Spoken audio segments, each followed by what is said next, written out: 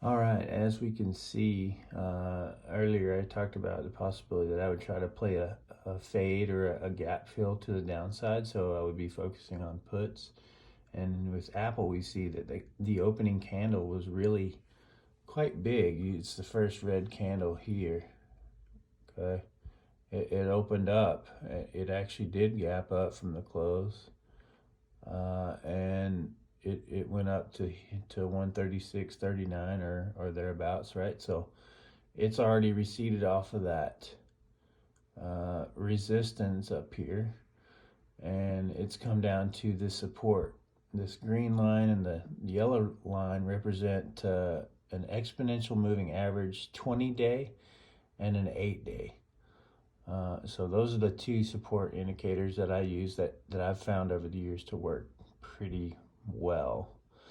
Now, in this situation, this is a 15-minute chart, right? So that support's not, an end-all, be-all. You have to take it with a grain of salt.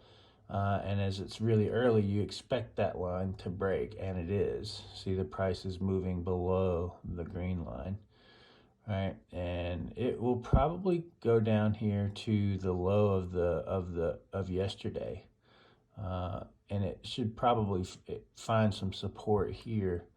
So if we put a line here, probably I would say right around in here is where it's going to find support. But it will probably do that. It will probably find support before that. Usually it dips below. We call it a kiss of the support. It will dip below the support and then rebound above. And if it rebounds above, I typically use a confirmation candle. So I will wait, but on this particular scenario, I'm just I'm not trading today, but I'm basically looking at everything and seeing how they are. So this is Apple again, just a smaller chart. This is 15-minute chart, the same as the one we were looking at.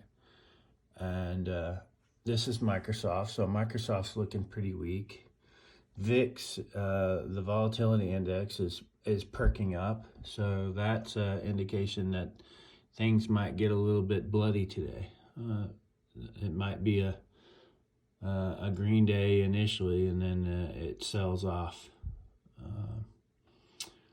Yeah, that's some pretty big candles for Apple. Apple doesn't typically move that large, and just to give you an example, that large of a movement, if you'd have grabbed puts up here at 136, the high of the day, and sold here, you would have made probably 20 or 30 cents on each contract.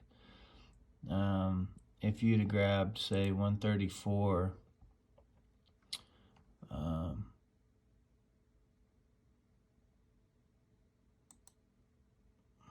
let's try